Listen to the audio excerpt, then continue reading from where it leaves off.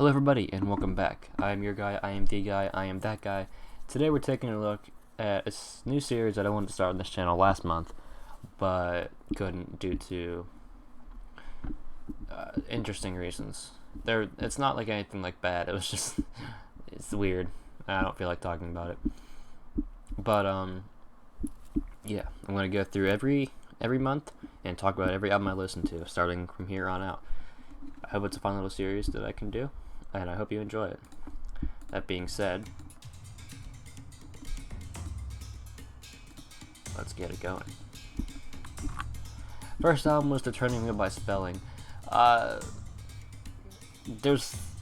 feel bad for not liking this as much as I do, because I do see the effort, and I sort of understand a 10, but it does not click with me at all.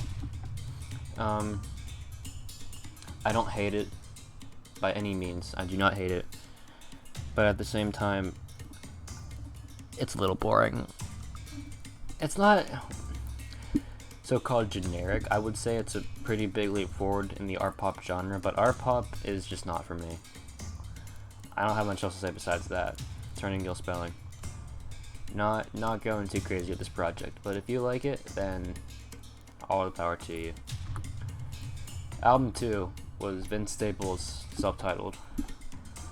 It's a really chill and laid-back vibe that he goes for at its best, but at its worst, when he just feels like he's not caring about at all how he sounds, it is laughably bad.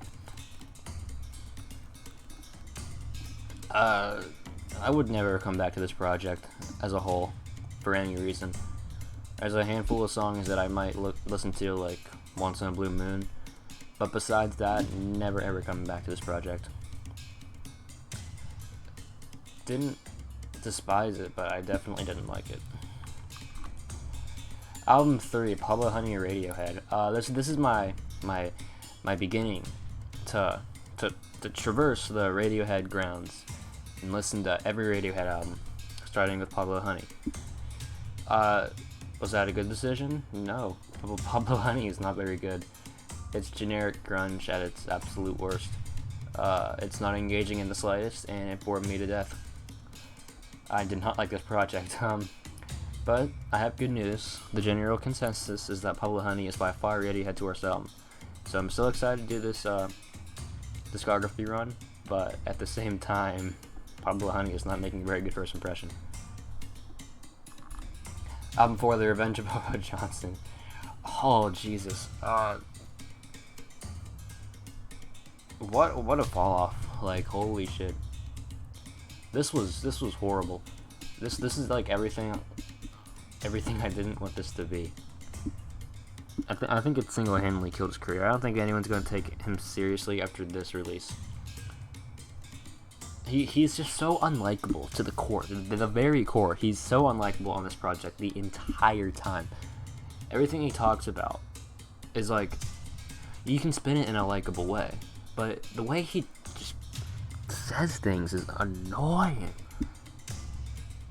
Like, oh my god, the vocals in this project suck. I know it's like a big point, but like, come on, you have to at least try.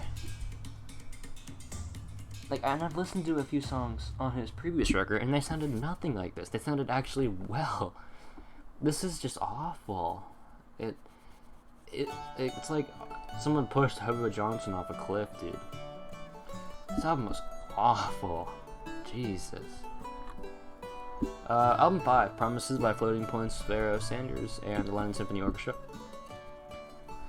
It's beautiful as one piece, but I don't think I'll ever come back to it as a piece, which is an issue because sometimes I'll listen to different movements by themselves and it does not have nearly the same effect. Ignoring all of that, just listening to the 40-some minute piece by itself, it is beautiful. But I'm not really going out of my way to listen to classical music when I'm bored. So while I did love it for the time that I had it on, it's not very engaging for 40-some minutes, unfortunately. I still really like the project as a whole. It's just, I don't know, I wish it wasn't as hard to get into. Like, I wish it was more, damn it, there's a word for this. Accessible, that's the word. I wish it was more accessible. Album 6 Worlds, Porter Robinson. Porter Robinson does not miss, dude. He released Nurtured, which as of right now is my album of the year.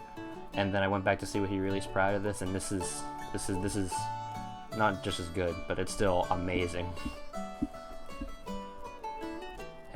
Porter Robinson does not miss, fam. Like this album made me a Porter Robinson stan, and he's probably my favorite artist that is like consistently releasing music. We love Porter Robinson in this house. Album 7, Lately I Feel Everything by Willow.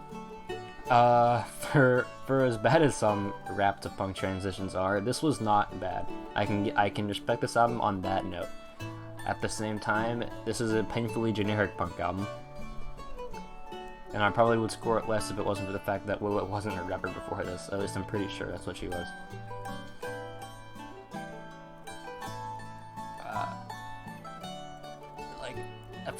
As a punk record, it could have been so much worse. So I'm just happy I didn't listen to like the worst album of the year.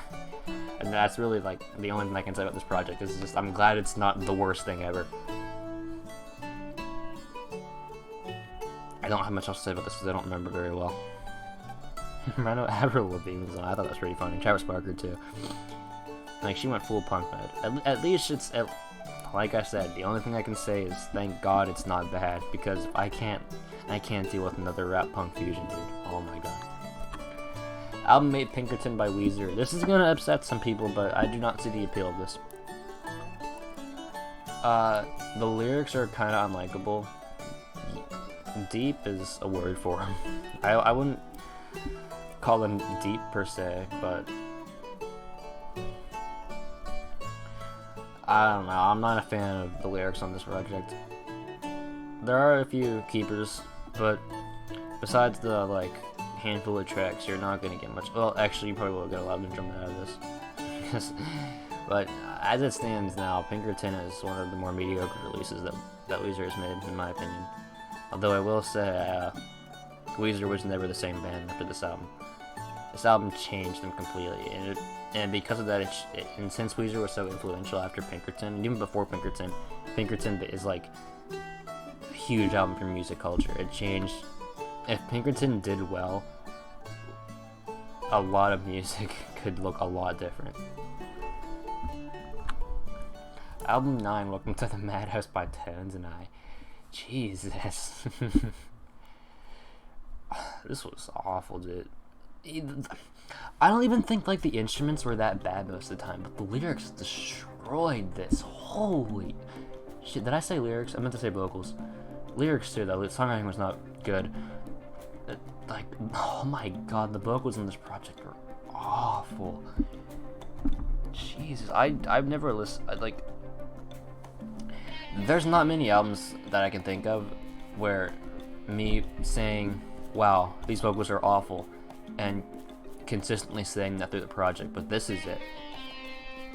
Like, this is like the project for bad vocals.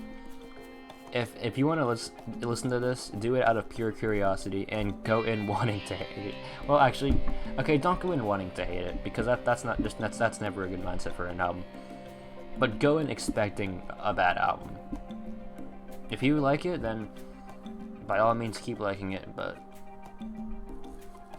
it's impressive if you can like this. There is very little saving this from a 0, in my opinion. Album number 10, All Over the Place by KSI. This really wasn't as bad as people say it is. It's not amazing, but as far as YouTube music goes, it was pretty good. But like I said before, not amazing, especially as an album. But I mean, it's YouTube music, and like I went into this project with the last song by a YouTuber that I heard being "That's What the Mask Is." So maybe it's just because that was the last thing I heard from YouTube music, and I'm just happy that I didn't get another "That's What the Point of the Mask Is." That song's so funny. I can make a whole video on that song. That honestly might be a good idea. Album 11, Green Album by Weezer.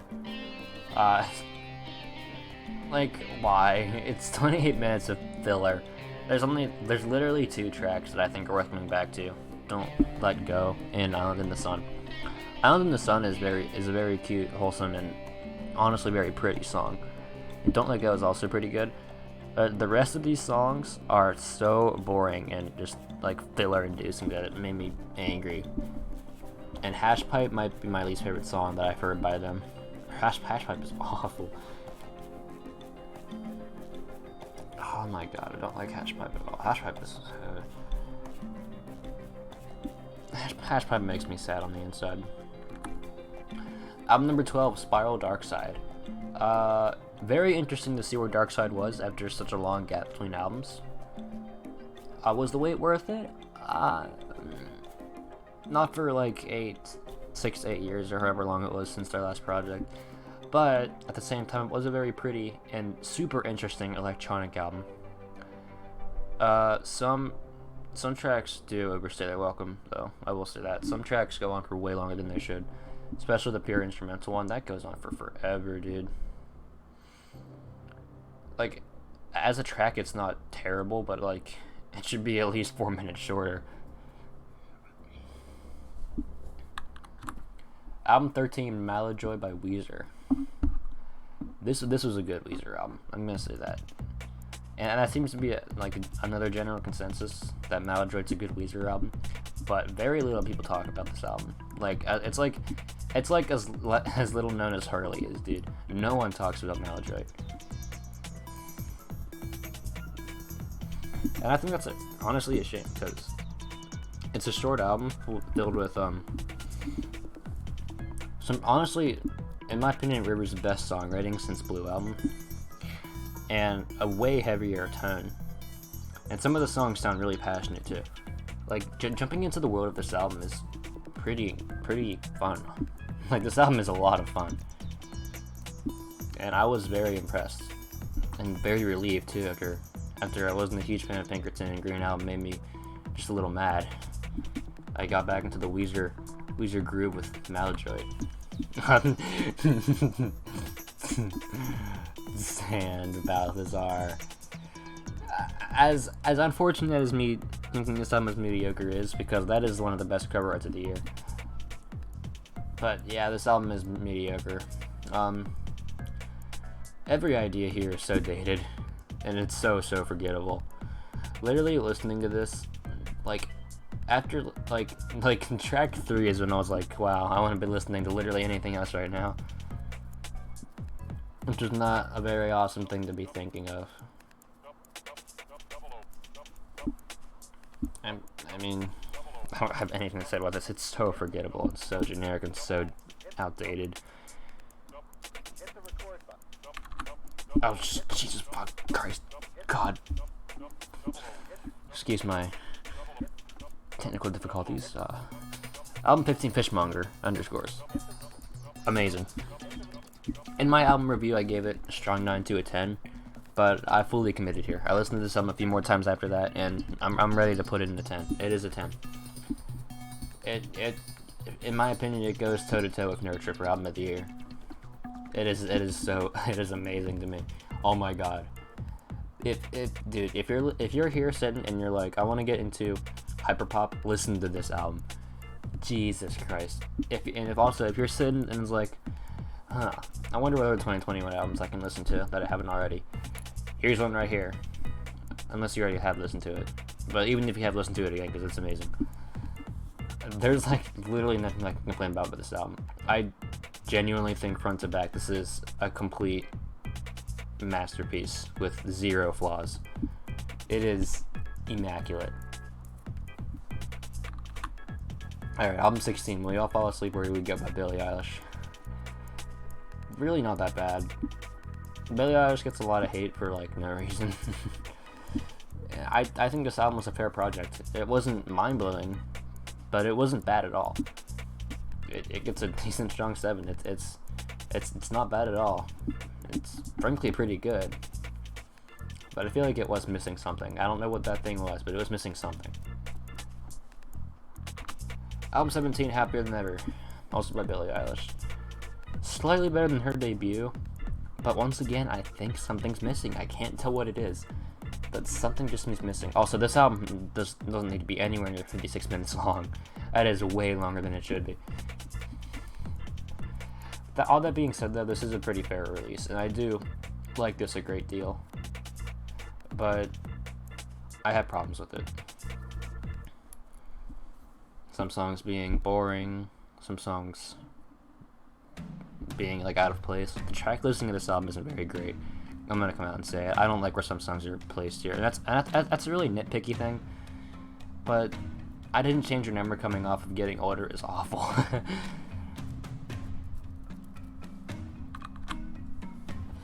Number 18, Took the Sun Set Aside at Bleachers. This was the last album I listened to in July, and it ended July off on a pretty high note. I'd give it review yesterday. I'd give it a decent 9. That still stands. Decent 9. Honestly, a genuine highlight of 2021 for me. A great project from Bleachers. Very excited to jam this out for the rest of the year. That was the PowerPoint presentation of my July albums that I listened to. If you enjoyed, make sure to leave a like, comment, subscribe, all that jazz, all that fun stuff. And yeah, I will see you in the next video.